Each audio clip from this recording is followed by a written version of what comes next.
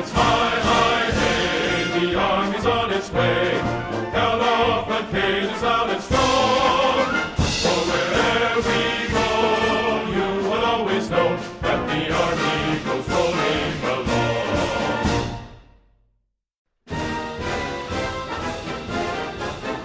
First to fight for the right and to build the nation's might, and the army goes rolling along. Proud of all we have done, fighting till the battle's won, and the army goes rolling along.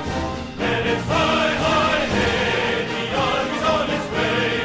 Down off the caves on its front. For wherever we go, you will always know that the army goes rolling along.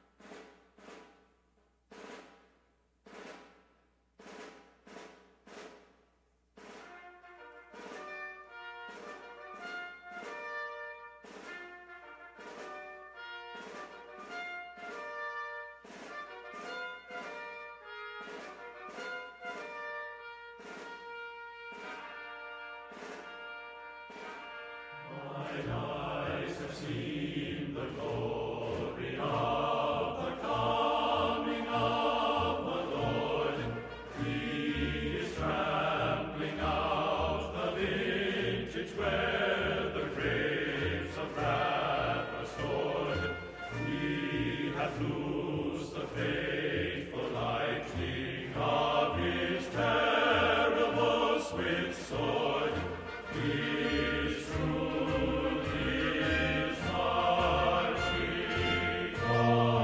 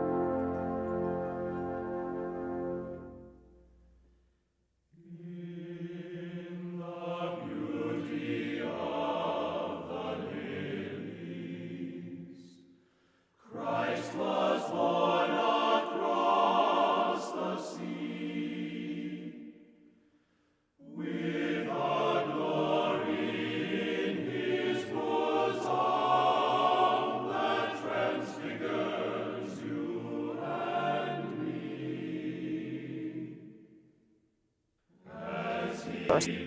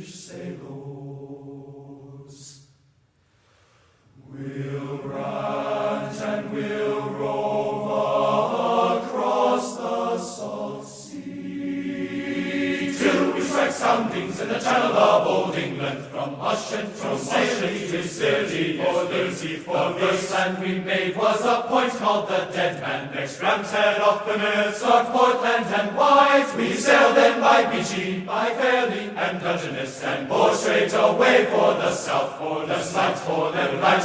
And we'll roar like true British sailors, we'll rat, and we'll roar across the sea, till we strike soundings in the channel of old England, from Ushant to Scilly to Scilly, let every good man drink up a full bumper, let every good man drink up his full bowl, and let us be jolly and drown melancholy. Drink a health to, drink a health to, drink a health to, drink a health to, and we'll set, and we'll roar like true British sailors, we'll rant, and we'll roar across the salt sea, till we strike soundings in the channel of old England, from Ushant to Scilly is 34 leagues. Farewell and adieu to you, fair Spanish ladies. Farewell and adieu to you, ladies of Spain, for we've received orders for sail for old England. And oh, very short, very short it was sail and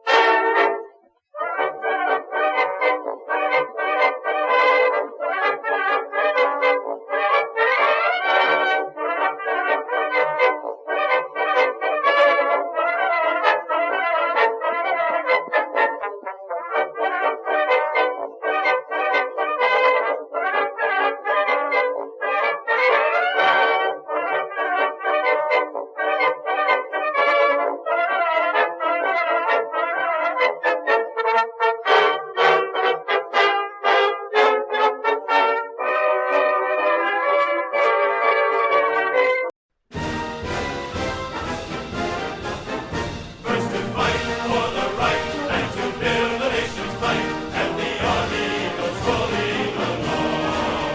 Proud of all we have done, fighting till the battle's won, and the army goes rolling along. And it's high, high, hey, the army's on its way. Down off the Thames on its run. For wherever we go, you'll always know that the army goes rolling along.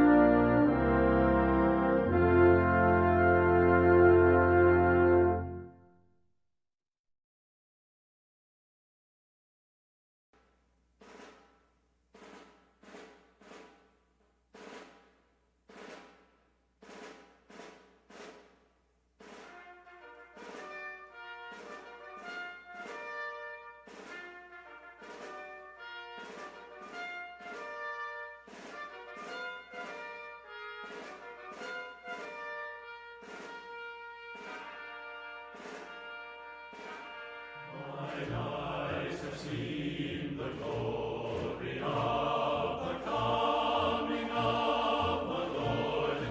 He is trampling out the vintage where the grapes of wrath are stored. He hath loosed the fateful lightning of his terrible swift sword. His truth is marching on. Glory, glory, hallelujah. Glory, glory, hallelujah.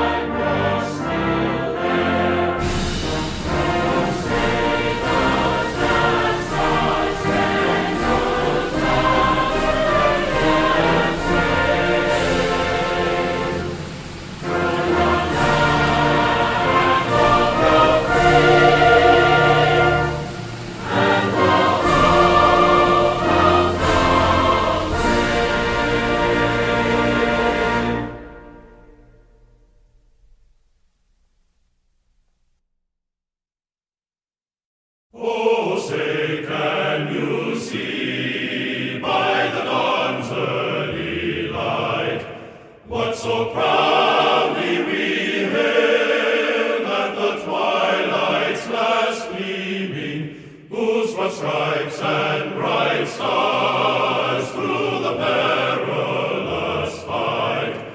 O'er the ramparts we watched were so gallantly streaming, and the rockets' red glare, the bombs bursting in air, gave proof through the night that our flag was still there. Oh, say does that star-spangled banner yet wave o'er the land of the free and the home of the brave?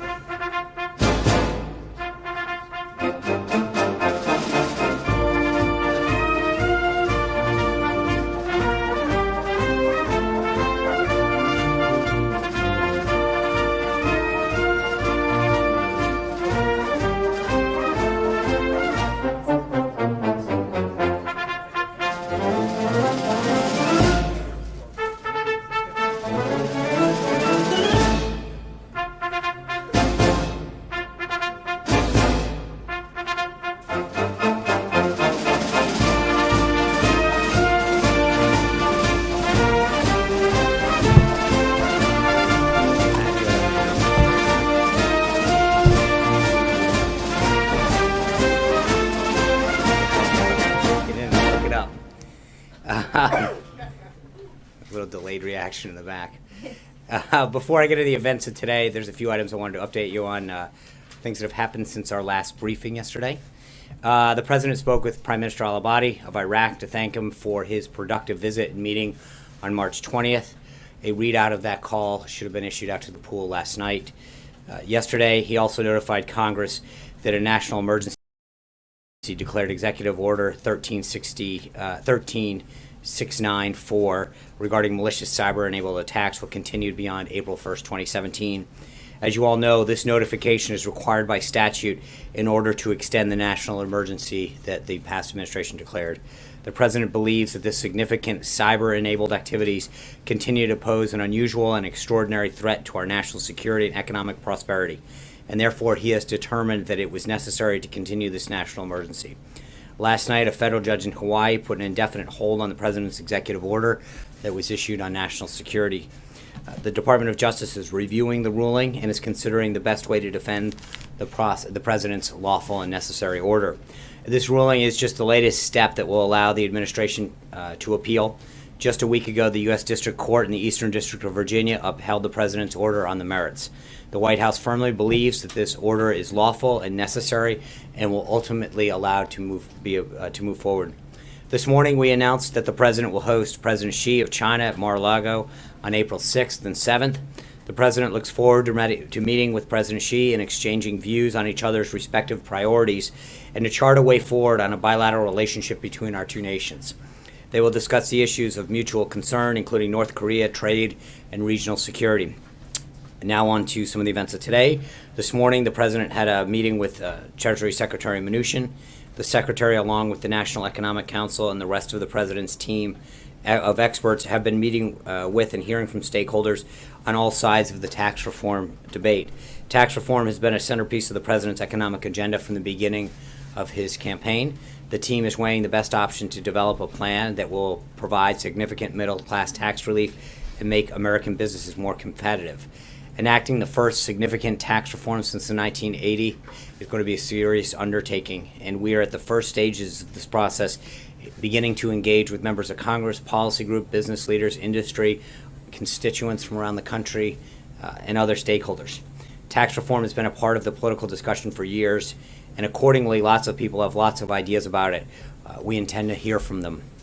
He and his team will continue to meet with those who support and oppose the various policy options as they all sit on the table, because the President is committed to delivering results that the American people and American businesses will be able to see and feel in their paychecks. On the Hill this morning, the President was glad that the nominations of his Secretary of Agriculture designate, Governor Sonny Perdue, and Secretary of Labor designate advanced out of committee. Although he's disappointed to see that Democratic senators who had previously expressed their support for Alex Acosta, the Labor Secretary designate, nonetheless, while they had previously supported him, seem to have stuck to a party line vote. The President looks forward to having them officially on the team and in the cabinet as soon as possible.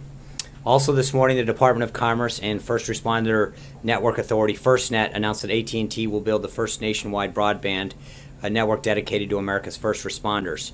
This step was part of the 9/11 Commission's recommendation on improving the ability of our police, fire, and emergency medical personnel to communicate seamlessly across jurisdictions, which is critical to their missions.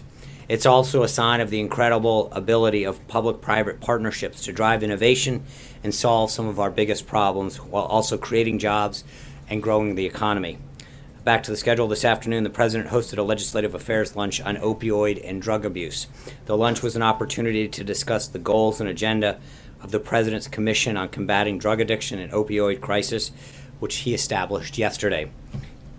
The commission, which is going to be chaired by New Jersey Governor Chris Christie, is the next step in the President's promise to the American people that he would take real action to keep drugs from pouring into our country and corrupting our communities. Under Governor Christie's leadership and working closely with the White House Office of American Innovation, the commission will bring together leaders on both sides of the aisle to find the best way to treat and protect the American people from this epidemic. Many members in attendance to the lunch played a key part in passing the bipartisan Comprehensive Addiction and Recovery Act, also known as CARA, the first major federal addiction legislation in over 40 years, which authorized over $181 million to fight the opioid epidemic. Part of the mission of the President's Commission will be to ensure that those funds are spent efficiently and effectively. Too many lives are at stake to risk wasting any money on this effort. Moving on, later this afternoon, the President will welcome Prime Minister Rasmussen of Denmark for a working visit. We'll have a readout on their bilateral meeting for you at its conclusion. A couple follow-ups from yesterday. I know Hunter asked about the House and Senate passage disapproving of the federal communications regulations on privacy rules from last year. So let me just expand on that a little and get to your question. The White House supports Congress using its authority under the Congressional Review Act to roll back last year's FCC rules on broadband regulation. The previous administration, in an attempt to treat internet service providers differently than edge providers such as Google and Facebook, reclassified them as common carriers, much like a hotel or another retail outlet, and opened their door to an unfair regulatory framework. This will allow service providers to be treated fairly and consumer protection and privacy concerns to be reviewed on an equal playing field. The President pledged to reverse this type of federal overreach in which bureaucrats in Washington take the interest of one group of companies over the interest of others, picking and winning winners and losers. The President has signed more legislation under the Congressional Review Act, ending job-killing rules and regulations than all previous presidents combined already, and he will continue to fight Washington red tape that stifles American innovation, job creation, and economic growth.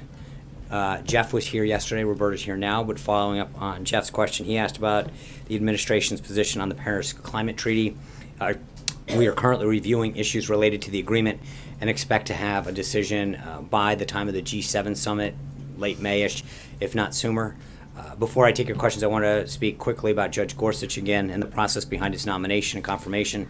From the beginning, I think the President's been clear and 100% transparent about his choices, what if he had been elected, who he would choose from. As a matter of fact, I'd say that the level of transparency is probably unprecedented in modern times, at least.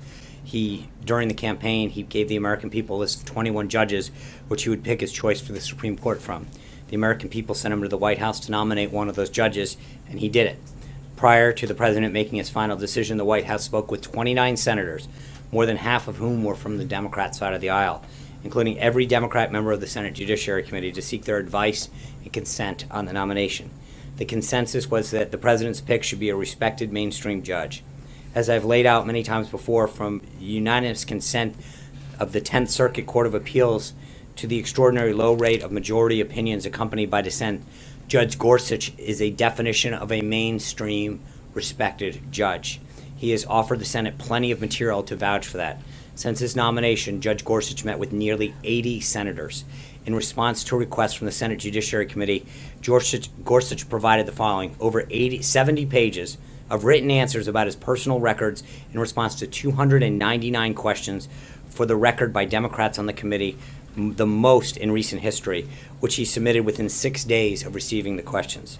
Over 75,000 pages of documents, including speeches, case briefs, opinions, and written work going back as far as college. And over 180,000 pages of email and paper records related to the judge's time at the Department of Justice. In fact, the Department of Justice provided access to many documents that would normally be guarded by various privileges in a historically unprecedented move in the spirit of cooperation with Senate Democrats. And the judge sat for 3 rounds and nearly 20 hours of questioning by the Senate Judiciary Committee, during which he was asked nearly 1,200 questions, almost twice as many as Justices Sotomayor, Kagan, or Ginsburg. The White House and the judge did all of this in the hopes that Senate Democrats, many of whom already had announced their intent to filibuster Judge Gorsuch's nomination, would look beyond their political games and see for themselves how eminently qualified he is to sit on the Supreme Court. Unfortunately, it looks more and more like Senate Democrats would rather do all that they did in reading and questioning for nothing more than political theater. Finally, before I take your questions, a letter was transmitted just recently to the ranking member and chairman of the House and Senate Intelligence Committees that said, in the ordinary course of business, National Security staff discovered documents that we believe are in response to your March 15, 2017 letter to intelligence community seeking, quote, documents necessary to determine whether information collected on U.S. persons was mishandled and leaked, end quote. We have and will invite the Senate and House ranking members and chairman up to the White House to view that material in accordance with their schedule. With that, I'd be glad to take a few of your questions. Cheryl. Thanks, Sean. I'm trying to gauge the probability of a government shutdown at the end of April. Are your directions to the Capitol Hill to hold firm on the spending cuts that the president wants, or to try to wheel and deal and get a bill that can keep the government open? I don't know that they're mutually exclusive. I think we want... Pushback on Capitol Hill from some of the Well, spending there cuts. generally is. But I think that we want both. I think we want to maintain some of the spending priorities as well as some of the reductions in the 2017 budget. We want to do so responsibly and do so within the priorities that the president's laid out. I think his funding requests and priorities are laid out in the budget that Director Mulvaney detailed and sent up for the remainder of 2017. There's some key things in that, and I think that that it is going to begin a conversation that we will continue to have with the House and Senate. But I don't think both of those goals are mutually exclusive. Obviously, we don't want the government to shut down, but we want to make sure that we're funding the priorities of the government. John Decker. Thanks a lot, Sean. I wanted to ask about some news that the president made today with a tweet that he put out on Twitter. He seemed to be picking a fight with the Freedom Caucus. And the Freedom Caucus, as you know, has 30 members. Does the president realize how important this caucus is, this coalition is, in terms of passing a replacement bill for the Affordable Care Act and passing the rest of his legislative agenda? Well, of course he understands that the goal of all legislation is get to a majority in the House, majority in the Senate, and so. But at the end of the day, he recognizes that he has a bold and robust agenda that he is trying to enact, that he ran on and told the American people that he would do when he was president, and he's going to get the votes from wherever he can. Can you pass that agenda without the help of the Freedom Caucus? Well, there's two questions. One is, I mean, mathematically, yes. But secondly, I think that there's a few members of the Freedom Caucus, both prior to last Friday's vote and since then, who have expressed a willingness to want to work with him rather than necessarily as a block. And I think that there continues to be some promising signs in that with that. So again, I think part of it is that I think if people are more concerned with voting as a block than in what's the best interest of their constituents, the American people, he's hoping that people will see the bigger picture, the goals that we outlined, and sometimes not like the really good be the enemy of the perfect. And he seemed to imply in that tweet that he would be in favor of primarying some individuals in the Freedom Caucus who oppose his agenda. Is that correct? Did I read that correctly? I'm going to let the tweet speak for itself. For those of you who think, or just for your understanding, it would be improper of me to discuss the election or defeat of any candidate from this podium. Matt. Thanks, Sean. 2 questions, if you don't mind. I want phenomenal questions from you. That's what I'll give you. First, we know now. You get. I know I got it. So, two White House officials, according to New York Times reporting, provided Representative Nunes with the information that he spoke about last week. And according to the Times, the senior director for intelligence on the NSC, who was hired by Michael Flynn, started going through these documents after the president's tweet, the wiretapping tweet. So I'm wondering if the White House thinks it's appropriate for national security officials to be conducting what's basically a political task, which is trying to find information that then validates something the president said. Yeah. So I've read the report, and respectfully, I think your question assumes that the reporting is correct. And so I would just suggest to you that the letter that was submitted earlier to the chairman and the ranking members of the two intelligence committees on the Hill, the reason that the White House has asked them to come up is to view that information. And again, I don't want to get in front of that. As I've said before, we are not as obsessed with the process as much as the substance, and I think that our goal is to make sure that the ranking members of both committees, as well as the chairman, see the information, the materials that are important to this, and then worry about the outcome at the end of this. And then on a different topic, with Ms. Walsh's departure today, are you expecting any more staffing shakeups in the West Wing? No. Catherine. Sean, are you saying that the New York Times reporting today is not correct on? I'm saying that in order to comment on that story, would be to validate certain things that I'm not at liberty to do. For days you haven't been able to tell us who we met with. And I understand that, and again, and I think that there's an assumption, as I've said before, we cannot condone I mean, in the same way that you protect sources, when I call you and say you've got 18 anonymous sources and you go, well, I can't reveal my sources, Chairman Nunes, in conducting an investigation and a review, has an opportunity to have his sources.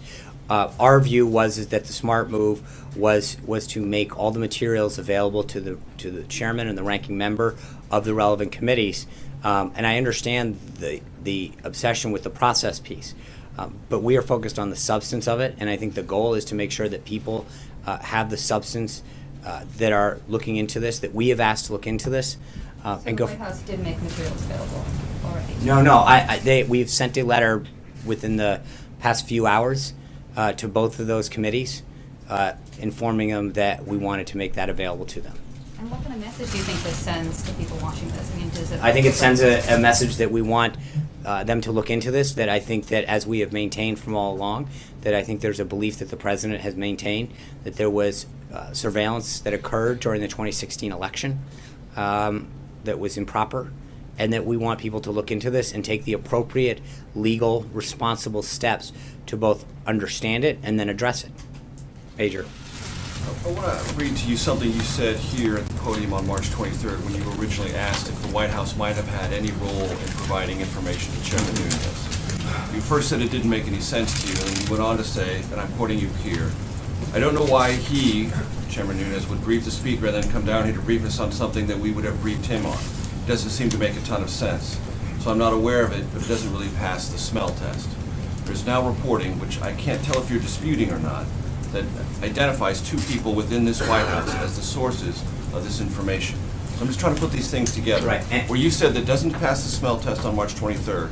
Now there's reporting Well, that I think, suggests it is again, within the White House that they were the sources of this. I'm just trying to put those two things together. Right. So number one, the first quote that you're reading, if you actually go back, I was responding to, I was very clear that I said, based on what Chairman Nunes has said, I believe the following doesn't make sense. Accepting that. So I'm that's an gathering that important you've part learned of it. something new since then. So please tell us what Right, and you've again, learned. because again, Major, I've commented on this both yesterday and today, that your obsession with who talked to whom and when is not the answer here. It should be the substance. In the same way that when you guys print a story with 18 anonymous sources, your obsession is the substance. It seems now that you continue to look at it from a backwards prism, which is, what happened, who drove in what gate, who did they meet with, what were they wearing that day, as opposed to what's the underlying substance of this. Did something happen in the 2016 election?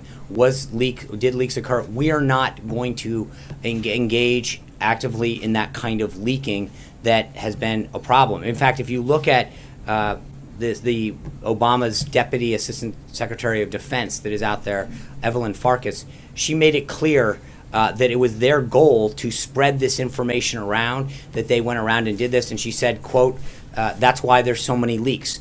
They have admitted on the record that this was their goal, to leak stuff and they literally, she said on the record, Trump's team. There are serious questions out there about what happened and why and who did it. And I think that's really where our focus is, in making sure that information gets out. But can't the process, from your vantage point, validate the importance of the substance? Well, I think there's a review that we've asked for probably You four. told us that you're willing to look into and ask And I am. questions about the process and provide us answers. And That's all I'm no. trying to go through. Don't. Please don't put words in my mouth. I never said I would provide you answers. I said we would look into it. The responsible thing for us to do is to provide the individuals and the committees who are doing the review the materials that they're looking for, or some of them. We don't know what they're exactly looking for, what they've seen and what they haven't. Our goal is to be as forthright as possible. They asked the intelligence intelligence communities and others in a March letter for information. We are willing to provide them with the information that we have, the materials that we have come across. And I think that is an important step. Again, it is not, our obligation is to make sure that a review is done both in the House and the Senate, as we asked for a few weeks ago, not to make sure that we illegally leak out information to you. And when you say we have information, are you disputing the reports in the New York Times? I'm not commenting on the reports, Major. I just got asked the same But question. You're saying we, so I'm just No, trying to find out their names I'm of saying people no. who work We, for the meaning the NSC, White House, who work at is this not White House, is not who going can to start name now publicly confirming. for the first time. I get it. We are not going to start commenting on one-off anonymous sources that publications publish. If it were wrong, would you tell us? I'm not gonna get into it. As I just said, I get it. How many times you can ask the same question, Hunter? Thank you, Sean. I have two questions. The first, President Trump is pushing for a major tax cut, increases in defense and infrastructure spending, and the border wall. Does he think this agenda has to be deficit neutral, or is he open to plans that might initially add to the debt? Well, I think when it comes to tax reform, he's got three underlying goals. One is tax simplification, two is to lower the rates, and three is to grow jobs in the economy. And I think part of it is that if you look at it dynamically, as the plan develops, and again, as I mentioned earlier, we're not there yet. We are beginning that process of engaging with stakeholders. As the plan develops and there's a cost put on it, that's going to be a decision that gets looked at, as well as what are the economic growth and job creation aspects to it. So to answer that question without knowing what the full scope of it is looking at something and answering it in a vacuum. And then just to clarify one thing with the New York Times story, I know you won't identify Congressman Nunez's sources, but isn't it abundantly clear that at least some White House officials had to be involved in him getting information here because they would need to help him access the complex? I cannot get into who those individuals were. Right, but it was someone at the White House, right? No, They well, need to help him have access. Again, if I start going down the path of confirming and denying one thing, that we're going down a very slippery slope. I've made it my position very clear on that. Jessica. Thank you, Sean. Thank you for announcing the visit of the Chinese president. I have a couple of questions about that visit. If you'd entertain me. Can you talk about the location and how it was chosen for this visit? There's, as you can imagine, on any trip, no matter who the foreign leader is, there's a lot of discussion that goes back and forth between the White House, the State Department, and the equivalents of the other head of governments, their appropriate counterparts. And those are kind of things that go back and forth in terms of how long, the activities, what will be discussed. Every single thing is discussed on both sides. And so that was a long and ongoing negotiation with the government of China and with their representatives, lasting several weeks now. So how did you arrive at Mar-a-Lago? I'm not going to get into the back and forth. I would just suggest to you that both sides discuss various locations and topics and agendas and length, etc., and aspects to the trip, and this is what we've arrived at. So what is the goal for the White House to accomplish during the visit? Well, I think there's a few things. One is I think this is an opportunity for President Trump to develop a relationship in person with President Xi. He's spoken to him on the phone a few times. But we have big problems, and I mean everything from the South China Sea to trade to North Korea. There are big issues of national and economic security that need to get addressed. And I think there's going to be a lot on the table when it comes to that over the 2 days that they will talk. And lastly, the Chinese are expecting the White House to provide some sort of framework for the relationship to be viewed for. Are you prepared for that? And can you talk a little bit about what that framework might be? Can you expand on that a little? Kind of put a floor under the relationship, looking for how to view the relationship. Obviously, you had the rebalance and the pivot in the prior administration. Right. Is there a tagline or a vision for U.S.-China relations that you will roll out during this visit? We'll see. If you have any hashtags, let me know. But I think right now we're not worried so much about slogans as much as progress. There's a lot of big things that we need to accomplish with China, and I think that we will work on that. Kristen. Thanks, Sean. Did the president direct anyone in this White House or in his national security team to try to find information or intelligence to back up his assertion about wiretapping? I'm not aware of anything directly. I'd have to look into that in terms of, again, there's two sides of this. One is the information side, and two is the policy and the activities and the legal piece of what happened. Those are big buckets, if you will. So it's possible. I'm not going to comment on it. And one more. Don't sort of the daily questions about this make it necessary to have some type of outside independent investigation to lift any lingering cloud that there may be? No. I think you have two committees looking into this. The FBI has been looking into this. As they mentioned at the hearing, I mean, how many do you want? I understand that you may not have, that there's... The House Intelligence investigation is still valid given all of these questions? How is it not valid? I mean, I'm asking, There are all of these questions about where Devin Nunes got his information from. And that's why I think that we have invited all of the relevant... Cloud, would it not be smart to have an outside independent investigation? Well, again, I'm not, right now, I think you've got the FBI, probably other intelligence committees that looked in the 17 of them issued a report earlier in terms of involvement in the 2016 election. And then you've got two congressional committees looking into it. So I'm not really sure the exact need. I think that people are doing, I understand sometimes there's a need for you guys to have more information and more sources. I think this is being done in a responsible way where people are being discussed what they know at an appropriate classification level and information is being shared.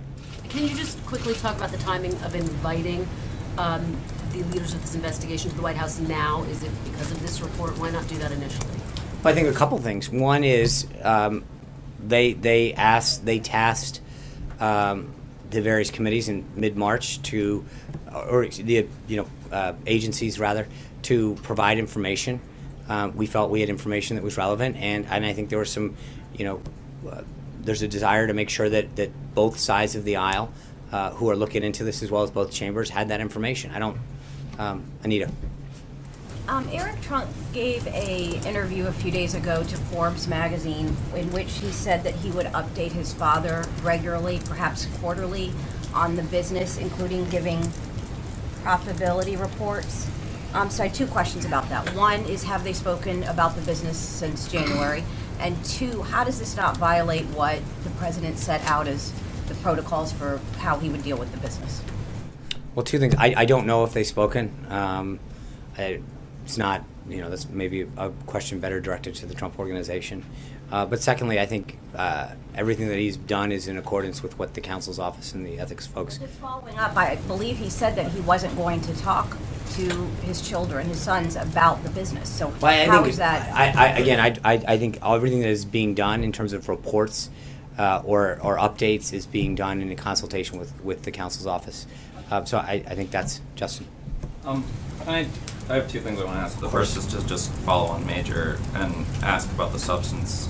It's sort of unclear what you guys are telling the chairman and the ranking members you have. Is it information that would validate the president's claims about surveillance during the 2016 campaign, or is it information about their broader Russia investigation? I'm not here to share that. That's why we've invited them up to view it in a classified setting, in an appropriate setting. It's not to be shared with people that don't have the appropriate clearances and access to it. You're not intending to imply that this is the information that Chairman Nunes has been talking about. No, what I'm suggesting is that that there has been information that has been material that has been made come to light, and that we want to make sure that the people who are conducting the review have that information, have access to it. All right. And then Westinghouse Energy filed for bankruptcy yesterday. I'm wondering if that's prompted national security concerns within the administration, and if there is any effort within the administration to sort of help them navigate this bankruptcy, considering the I'll have to check on that. I think there's obviously a couple departments that would be interested in that. Steve. John, I just want to ask you to elaborate more on what you have so far told us. You said that in the ordinary course of business, the national security staff discovered documents. Can you explain how these documents were uncovered? What does it mean? Yeah, I don't think. No, I'm not. That's why we've invited them up for into a classified setting, is for them to see these materials and understand it. This is not the setting that is appropriate to discuss that. So who in the national security staff then uncovered the documents? Good question. That is not, again, as I've mentioned multiple times, we're not here to go through the process. Our job is to get to the substance of this and to make sure that the people who have the appropriate access and authority to look into this matter and then take appropriate steps have that. Are you in a position right now to deny or rule out the possibility that the members of the National Security Staff have already informed the chairman of the House Intelligence? I'm not going to get into any further details on this. I would just suggest to you, again, if I can go back for a second to something that the Obama administration's Deputy Assistant Secretary of Defense noted very clearly on the record, that they were engaged in an effort to spread information about Trump officials that had come up in intelligence. That's not, that is several networks. Evelyn Forecast made that proclamation about what was going on during the Obama administration regarding the Trump team. So that is something that they made very clear on the record. John. A couple of things, John. First of all, on the Freedom Caucus, in response to the president's tweet, Congressman Amash of Michigan responded on camera saying most people don't like to be bullied, in response to the president, also saying that sending out such tweets is constructive in the 5th grade. It may allow a child to get his way, but that's not how government works. could you take a moment to respond to Congressman Amash? Was the president trying to bully the Freedom Caucus? No, I think this is consistent with everything that he has said since Friday of last week. And I think that he is looking for members on both sides of the aisle who want to be constructive to achieve the goal of a patient-centric healthcare system. That's it, plain and simple. And I think that his comments and his tweets speak for themselves with respect to how he feels and why. John? Following on that, is this a divide and conquer strategy? No, it's a math strategy, which is to get to 216 and pass an effort and continue to move the agenda forward. And then if I could follow on what Major said, you've accused the people in this room several times of being more interested in process than actually in the substance of things. But when information is discovered by the Intelligence Committee chairman in the House at the White House that is potentially exculpatory to what the president has tweeted out, and it's reported that one of the people who was involved in uncovering that information is a White House staff member who was kept in his position over the request of the National Security Advisor by the political leadership here at the White House, does the process not then take on some relevance? Well, the process in the sense that we are, as I've noted, we've invited the chairman and the ranking members who are looking into this and reviewing the matter up here. That doesn't mean that we allow uncleared members from the media to come in and look at it. That means that, no, you are. You said, but I think it is because that question. That's not what I asked. What I asked was, when you have that connection of dots all the way along, does the process, does the provenance of this information not become relevant to the overall investigation? It's up for the people who are conducting the review to decide that, not for the people in this room to decide it. It is up to the people who are cleared to look at that information and that material, to look at it and make their evaluations. And I think they are conducting the review. You've seen very clearly, both on the House side and then starting today on the Senate side, them looking into this matter. That is the appropriate venue, forum, and personnel to be reviewing it, plain and simple. Sean, a quick follow-up on that. You mentioned a couple of times that... Thank you. When has the president already been briefed on this information? I'm sorry, I couldn't hear you. Has the president already been briefed on this information that you're now inviting the congressional committee chairs to come and view? And when was he briefed on it? I will look into that. I'm not entirely sure when or what the status of that is, but I can follow up on that. Why would you brief? Why would the White House brief? I understand the question. Like I said, I will look into whether or not where that stands. Blake.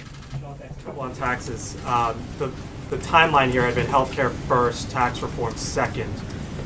There was a Fox poll out released yesterday that says 73% of Americans want tax reform to happen this year. Mm-hmm. With healthcare now at least being on hold, is healthcare the number one priority for this administration? Is tax reform the number one priority for this administration at this point, or is healthcare still kind of taking up some of the oxygen? Well, I don't know that it's taking up oxygen. I think there's plenty of oxygen for both to go on. I think the president would still like to see it done.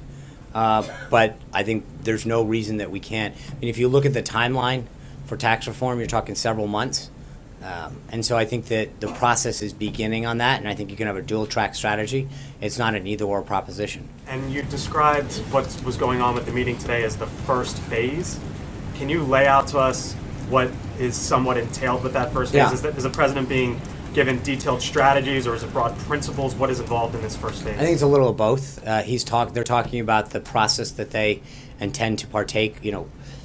How this is going to lay out, who they're engaging with, how they're going to begin that process, and then some of the guiding principles and making sure that any updates that he has or any principles that he wants to suggest are incorporated into that plan as they begin to meet with stakeholders. But part of this is to level set with him as to what they tend to do and how they intend to do it.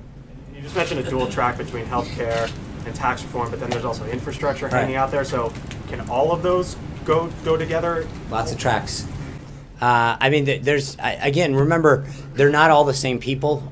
Some of them overlap, some of them don't. But I think part of this is that you got to remember that some things can happen sooner than others because of the legislative calendar. Some things are going to take longer because of both the legislative calendar and because of the number of individuals involved and the complexity of the situation. But there's a lot of things that can be moving at once because of how they'll play out. John Gizzi.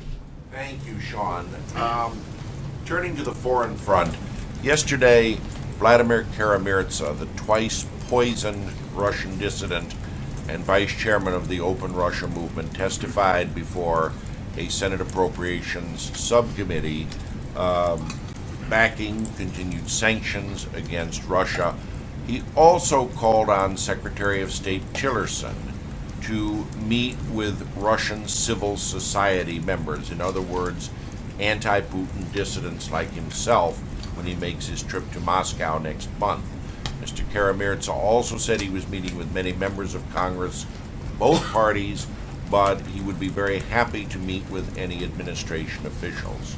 Are there any plans for the President or anyone in the White House to meet with Mr. Karamirza, and will Mr. Tillerson meet with the Russian civil society? When I would suggest to you, I'm not aware of anything yet. Both the National Security Council as well as the State Department are probably more appropriate for you to address that to.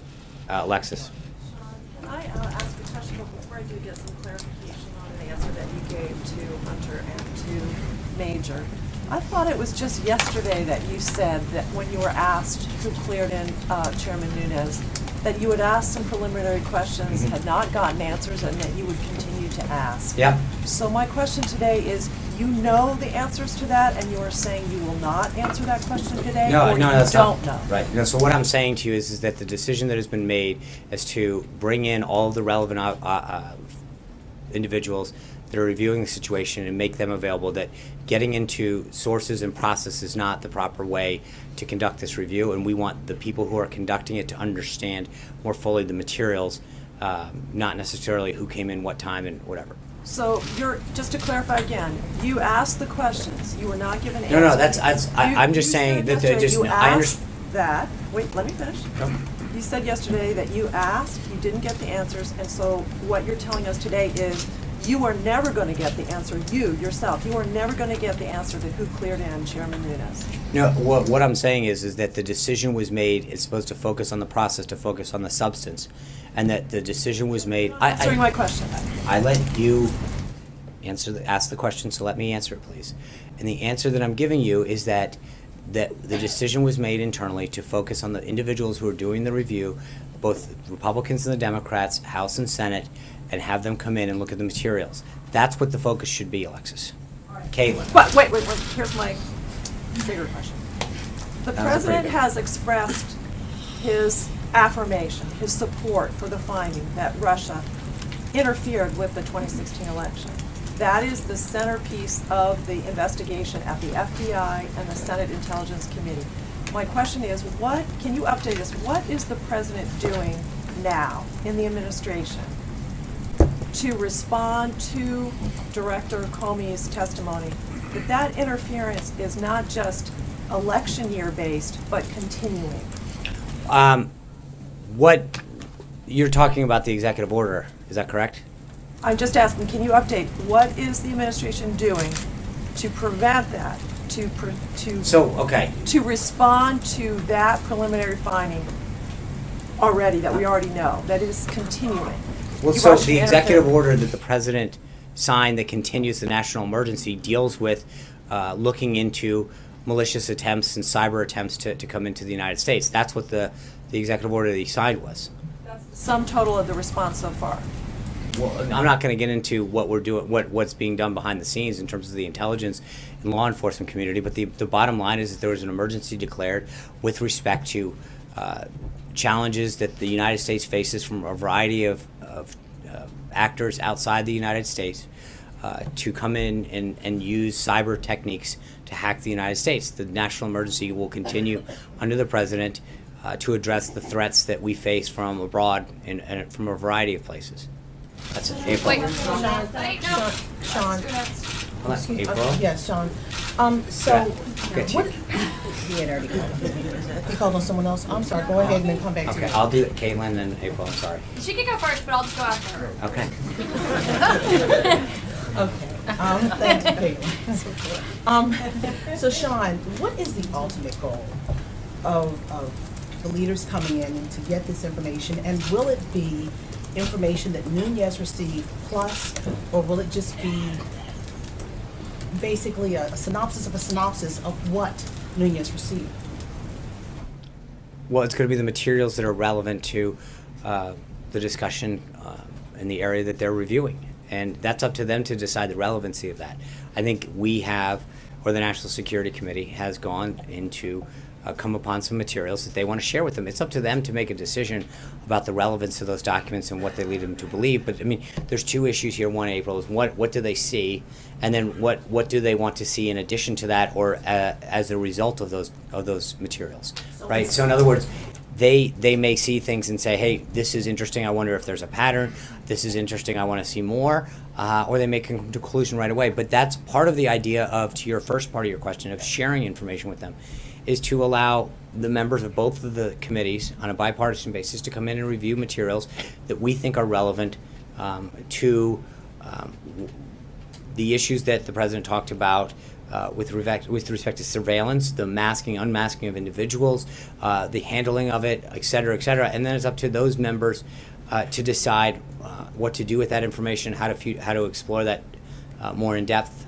So ultimately, in their questioning, they can actually wind up getting what Nunez received, possibly if they dig and ask different questions, just sitting in the intelligence meetings like the president does, digging. If he decides to dig more, he'll get more.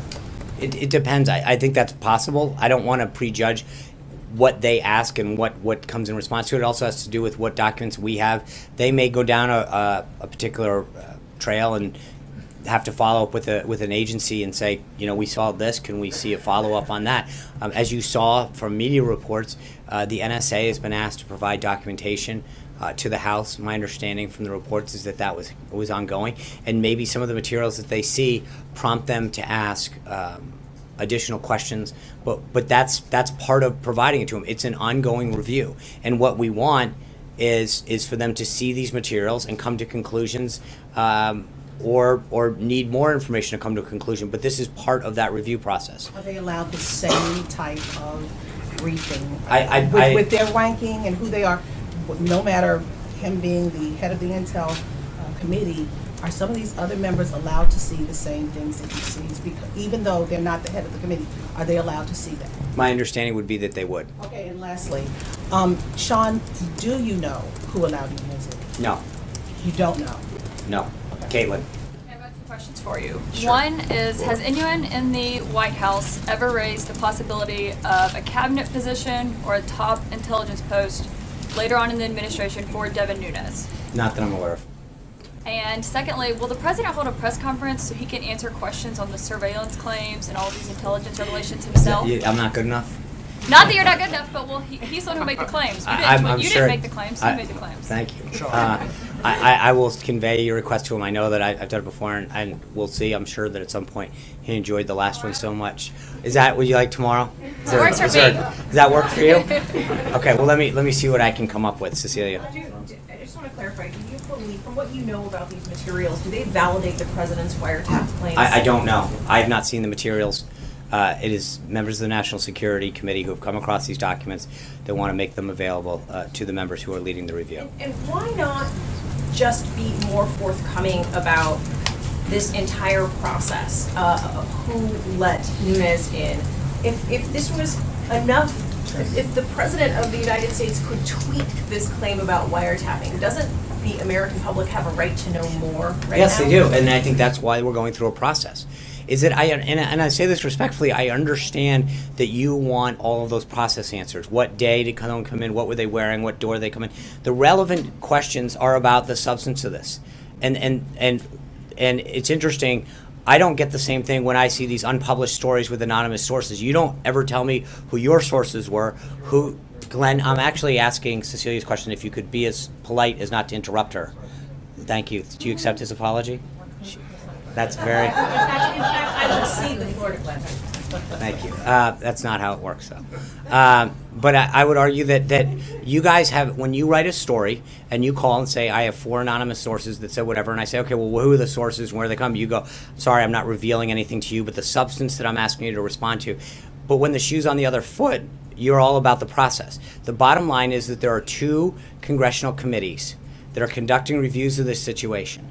And those committees are looking at the relevant information and talking to the relevant people. To your point about the process, We have made individuals available and encouraged individuals to testify or to meet with or to discuss with that have been approached. So I think that what we are doing is, frankly, and I know you probably disagree, but I think that we are doing the responsible thing by making sure that documents and materials are shown to people with the appropriate classifications and the appropriate settings, and that the people that the different committees would like to discuss these matters with are made available to them. I think that's the responsible way of handling this. Yeah.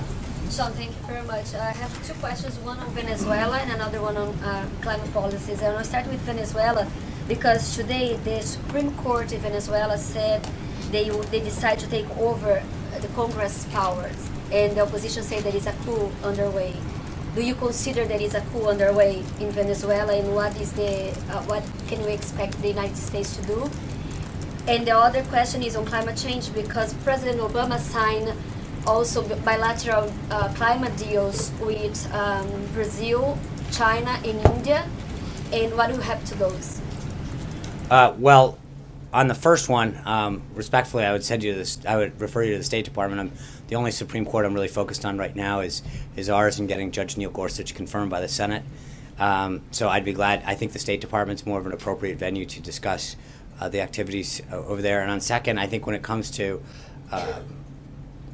things like the Paris Treaty, as I mentioned at the outset, that is being. I understand, but I think that there are things that we will have updates for on all of these things as we move forward. Right now, I've got nothing on that subject yet. Thank you, Sean. Yeah. The Wall Street Journal reported this morning that the Trump administration is proposing more modest changes to NAFTA. Like, for example, they're leaving the arbitration panel that deals with trade disputes in place, et cetera, et cetera. Is the White House backing away from some of the more sweeping changes to NAFTA that the president proposed during the campaign? You know, I would just argue that Robert Lighthizer isn't even nominated yet. That is not a statement of administration policy at this point. There's nothing that in those documents that we are confirming, or in that report rather, that we are confirming. That is not a statement of administration policy. That is not an accurate assessment of where we are at this time. And I think our goal is to get Robert Lighthizer appointed as the next ambassador and U.S. trade representative. And then when we have that, we will have plenty of updates on where we go with respect to NAFTA and the rest of our trade agreement. With that, I'm going to say goodbye. I will see you tomorrow. Thank you. I'm sorry. I promised 2 days in a row. Thank you. I got one on foreign policy and one on domestic policy. Okay. First one is many Republicans were very critical of how President Obama had handled the Iranian Green Revolution about 6 years ago. So my question is, if mass protests across Russia develop into a movement, is this something that, what does the administration feel its role should be regarding that? I'm not going to. That's a hypothetical question to talk about what would happen, and if I think when it comes, I know, but when it comes to protests, we obviously encourage, as we did last Sunday, the peaceful the government of Russia to allow the peaceful protests of individuals throughout their country. We obviously support the people to have a voice in every government throughout the world. And on the subject of partisanship and obstructionism, whose responsibility does the president feel it is to put an end to partisanship, and who needs to be reaching out to whom proactively? I think it's a two-way street. I think we, I think part of it is that we the president and the first lady extended an invitation the other night for everyone to come. I think we were excited to see a third of Senate Democrats come. I wish we had seen more. There's an opportunity, I think, to engage in a discussion about some of the issues and come together. But I would argue that, when you look at this fight on Gorsuch, I mean, I don't disagree with the fact that if you're a Democrat, you probably don't necessarily agree with some of the rulings and some of the philosophies of Judge Gorsuch. I get that. But at the end of the day, they have always agreed. In fact, in most cases, the filibuster has never been the norm. It hasn't. And it is odd to see that these individuals who have, it's one thing to vote no, it's one thing to say that we don't agree, but to now turn to filibustering or threatening to filibuster Senate unbelievably qualified people. And there's nobody that I'm aware of, even on the left, that is suggesting that Judge Gorsuch isn't qualified to serve as a Supreme Court justice. Republicans in the past have allowed Democrat presidents to have their nominees voted on up or down. And for the most part, when you go back through President Obama, President Clinton, Republicans have joined with Democrats to allow people who are qualified to go onto the court. And to see this new precedent be formed by Leader Schumer is disappointing, because this is a huge, huge crack. I think there was a column in one of the papers today. I think you are really fundamentally changing how the Senate's going to operate by doing this. And I think that's an important, they can disagree with him philosophically. I get that. But when you have an election, you can assume that a Republican president is going to choose Republicans for appointments and for federal judgeships, and the Democrats will do the same with their time in office. But it was Obama's nominees that got through, all with Republican support, and it's difficult to understand why when you've got someone as eminently qualified as Gorsuch, that this is the stake that they want to drive. And I think it further sets a partisan divide in our country when we can't allow people who are qualified and universally so to get on the bench. Is enough being done from the president's side to I try think to... so, sure. But I think it's a two-way street. I would ask you, what is, I remember a few years ago, there was all this talk about, from the get-go of Obama, Democrats made hay about how they wanted to see him as a one-term president. I've seen a similar tactic from Democrats now about how they want to defeat him, they want to stop his agenda, and there's no sense of them wanting to work with this president. So at some point, I think we have shown a willingness to bring them together.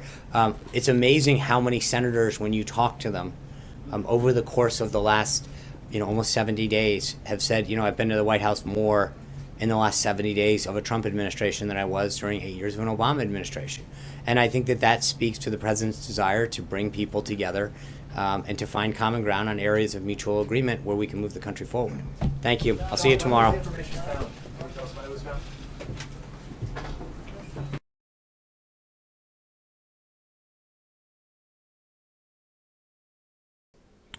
All right, folks, thank you very much for joining us and choosing us as your stream of choice. We stream every single one of these pressers. We also stream other events and hearings, Senate hearings, everything that has to do with administration, everything that has to do with news and politics. You will see it here live at Golden State Times, just in case you're new. We encourage you to click that subscribe button and also the notification bell right next to it so you can get a heads up on when we go live. We also upload news videos every single day, at least 3 to 4, to make sure that you guys are all up to date on what's going on with politics, what's going on with news, and everything that's happening here in the United States. And also make sure to check the links in the description below. Follow us on social media. And we hope to see you guys here next time. I think there is one more stream coming up just a little bit later on today. And we'll be uploading a few news videos. So I hope that you guys join us and stay here at Golden State Times for all of your news, politics, events, live streams, and also podcast coming soon. So make sure that you guys join us. Thank you very much for making us number one. Thank you very much for helping us reach our goal of over 300 thumbs up, which is pretty awesome. You guys are the best. And yeah, guys, so thank you very much. And all of the people that came out today, we thank you for giving thumbs up, for sharing the stream, and the moderators for trying to keep the chat clean. As you guys can see, our chat is not a cesspool. There is a few trolls that get in between, but we try to deport them as soon as we possibly can. But other than that, I think that we have the best chat on YouTube, and I think we have the best community on YouTube because you guys are awesome. So yeah, folks, thank you very much. See you guys soon. Peace.